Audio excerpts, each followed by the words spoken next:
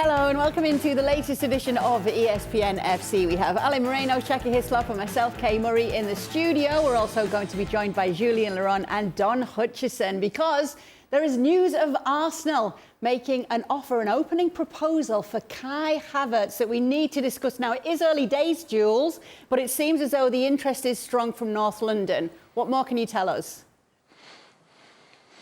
Yes, that's right, Kay. Certainly, Kai Havertz, a player that Arsenal and Mikel Arteta are very keen on. We know that Real Madrid, when Karim Benzema left to go to Saudi, are also Kai Havertz on the short list. It looked like that deal could move very positively towards an agreement, but in the end, it stalled at some point. But Kai Havertz is still pretty much on the market from a Chelsea point of view. I don't think they're really relying on him for next season, and they're certainly open to offers around the £70 million mark, which is quite a lot of money for someone who disappointed again last season. But certainly I think Arsenal have identified him as a potential interesting player in terms of attacking force for next season. Are you surprised to hear it, Shaka? I am. I'm just not sure where Kai Havertz fits in this Arsenal. He's done nothing in 3 years at Chelsea to suggest that he's going to be worth that kind of money, that he'll rediscover the form that he saw at Leverkusen. And then you look at Arsenal's attacking lineup, and again, I'm just not sure who he takes the place of, or is he coming in as a squad player? It just doesn't make an awful lot of sense to me at all. Where would he fit in, Don? Can you make any sense of it? Do you know what, Kay? If Kai Havertz was the third signing and they got Moises Caicedo and they got Declan Rice and then you add Kai Havertz, you turn around and you go, that's been a really good window. The fact that this seems to be happening quicker than Declan Rice and Caicedo is a strange one, because I'm with Shaka. I think they've got enough number 10s. I think they've got enough wide players. I don't think he's a number 9 that's going to get 20, 25 goals a season or better than what they've got. So it's a strange one in terms of the timing, but he's a good player. But how do you have to Declan Rice and Caicedo before Havertz? There's a few clubs that have been mentioned as being interested in Kai Havertz. Is that a feeling that maybe he can get back to his best form?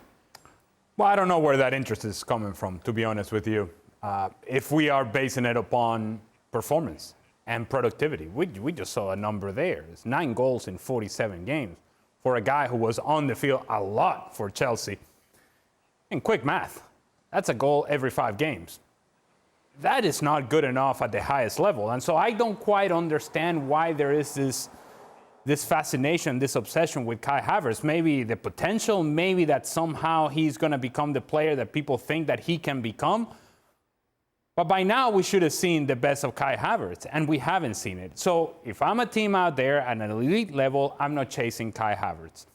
If he happens to fall on my lap, if he happens to fall because of the price, and it becomes a rollback price, and it becomes a clearance price, if you will, because that's what Chelsea's trying to do, then I'll entertain it. But I'm not going to go chase Kai Havertz because I don't think that the productivity warrants me getting worked up about Kai Havertz. Again, we're talking about the very elite teams here. We're talking about the very best. Mid-table team, you can go chase him if you want to. But at elite level, he hasn't played at an elite level with Chelsea, and certainly hasn't done so over the last couple of years. You know, the weird thing about, the only thing that's in Kai Havertz's favour here is Timo Werner, oddly, because of his struggles at Chelsea. And then he goes back to Germany and finds form. So, but again, Form-ish. But again, if you're a purchasing club and you're willing to spend up north of 70 million, okay, both Arsenal and Real Madrid are saying that the suggestions is it won't go that high, but still we're talking 70 million. That's a really weird kind of stance to take, that, well, Timo Werner rediscovered his form once he left Stamford Bridge, so therefore we think the same of Kai Havertz. Nothing about this makes sense for me.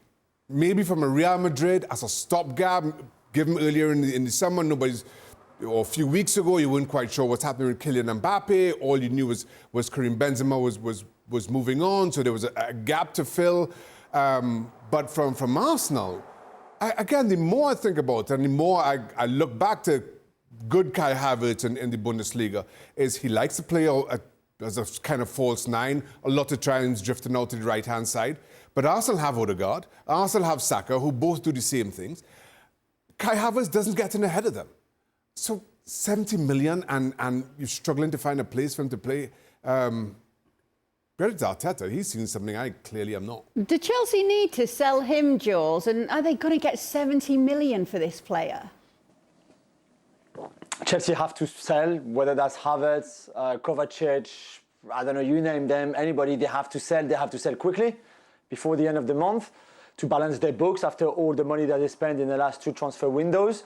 And if you look at it right now, there are not many players who they're willing to let go who are valuable on the transfer market. And I think to a certain extent, Havertz, especially because of his age, and I think especially because like us, a lot of people see the talent, even if he hasn't really been at his best in all those years at Chelsea. But I think that's why I think they're pushing him towards a sell, and they're welcoming the offers for him. 70 million, there's no way. I don't think there's any way that anybody would pay that much money for him.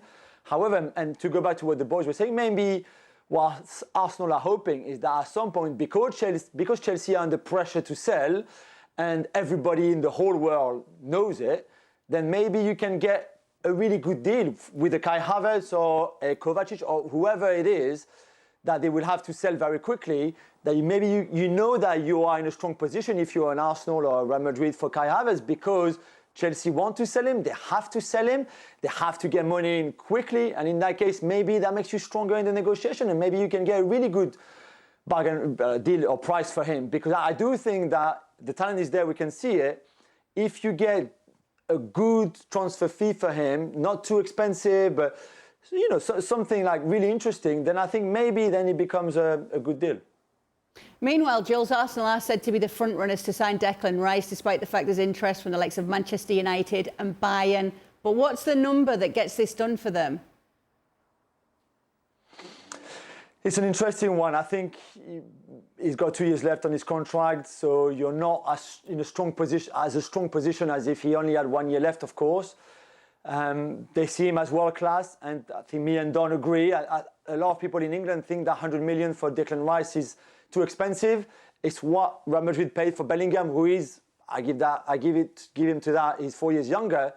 But for me, Rice and Bellingham are 2 world-class, amazing talents that are worth the 100 million. So you pay premium because he's English, because you sign him from another English club, and I think Arsenal are aware of all of that. Where I'm a bit more surprised, and maybe it's because of the price, is that right now they're the front runners, mostly because nobody else really is there. I think Bayern Munich are looking at it, but from a distance. United certainly haven't moved in yet.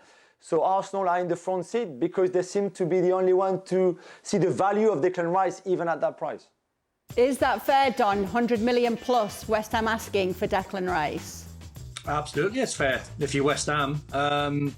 I think if you're Arsenal, you can try and get cute in the deal. I mean, I was reading today that Emile Smith-Rowe, Arsenal are reportedly keen on keeping on, but if you're West Ham, you can try and ask for, close to, 70, 75 million and take Smith-Rowe in sort of part exchange and try and be a little bit creative that way, I think, if you're Arsenal. But I think if you're West Ham and you're seeing Enzo Fernandez go for 115, and as Jules said, Bellingham's 113, 115, in around that sort of number, then you're well within your rights. I think if you're West Ham with 2 years left on your contract, when they've just won a trophy as well, the way he's played this season and played over the years, and the potential that he's got to stay at Arsenal for 4, 5, 6, 7 years, I think you're very, very close to 100 million. So that's why, going back to the Kai Havertz one, I mean, Arsenal must have some money this summer if they're chasing Caicedo for 75 million, Declan Rice for 100, and then whatever it is for Kai Havertz, 30, 40, 50. I can't believe it's 70. But on Declan Rice, he's definitely 100 in my opinion. Let's do a little fantasy football and say that they do get Kai Havertz and they do get Declan Rice. They were very close to Man City this year in terms of the title race. Does that change it? Can they challenge again? I think they can challenge again, whether they can get the better of Manchester City. Right now, if I'm putting a bet on who wins the next Premier League title, I go City again. They've just shown that they can do it. That's the question for Arsenal is how do you close that gap? How do you make your squad big enough in competing in the Champions League and able to sustain that challenge down during the run-in? Not just deep enough, but with enough experience, with enough players who will keep their heads, who won't fold as maybe Arsenal did. That, for me, is a big challenge for Arteta in strengthening the squad. No thoughts on that? I'm with Shaq. I don't think we can look past Manchester City in any conversation when it comes to the Premier League as to who we think is going to win next season. And the issue with Arsenal is not so much as to what they do themselves, which I'm sure they'll make the right decisions and they'll go after the right players and they'll get the players that they think are going to make them stronger and deeper. But guess what? Everybody else is doing that too. Manchester United is not just sitting back and saying, hey, you guys have all the fun. No, they're going to get better. You imagine that Liverpool is going to get better. At some point, we think that Chelsea is going to get better. So all these clubs are not just sitting back and saying, Arsenal, you be the only one who challenges those guys. And so the problem with Arsenal is it's not just going to be making decisions for their own club. It's also what happens around them in other clubs getting themselves stronger as well. So just talking about Caicedo as well here, Jules, obviously Don wants to know what's going on there. They were close to getting him before. Would they still be keen on getting Moises Caicedo in, considering that they are linked with these players? Very much so, yeah. I think there will be another midfielder, whether they do Rice and someone else or two others if they can't do Rice, for example. But with Shaka, probably I think likely to leave the club, then I think you need two. One to replace Shaka and one that comes in and is an upgrade maybe on what you have in Jorginho and Thomas Partey, or certainly that gives you more options to pick your midfield three if you keep playing in the 4-3-3 formation. So whether it's Caicedo Rice, whether it's Rice and someone else, I think they would be in for that. Do they have enough money to do all of that? We will have to see. But I think they will be backed up on the transfer market by the ownership. And then it's how to spend your money and how much you have and do it wisely. But I think if you can do Rice and Caicedo in your Arsenal, it's looking very good for you. Don, you said recently that you don't see Arsenal finishing in the top four next season. Declan Rice comes in and Kai Havertz. Does that change your mind? Yeah, because you're bringing in really good players. My standpoint when I said I'm not sure if they get top four, like Ali said before, it's the starting point where Arsenal are. It's like, they've got to try and catch other teams up. Man City will go again. They look like they're going to sign Kovacic. If Gundogan moves on, they'll probably move for another quality midfield player. Joshua Kimmich has been linked. So as it stands, I think they've got it all on because there's so many teams challenging. Don't rule out Newcastle challenging for top four again next season and potentially a trophy. So unless they sign Declan Rice, and as I said, Caicedo and Kai Havertz, then you might think they can push Man City. But how do you try and see past Man City when they just won the treble? Well, thank you very much for watching ESPN on YouTube. For more sports highlights and analysis, be sure to download the ESPN app. And for live streaming, premium content, and let's not forget as well, ESPN FC 7 days a week. Subscribe to ESPN Plus.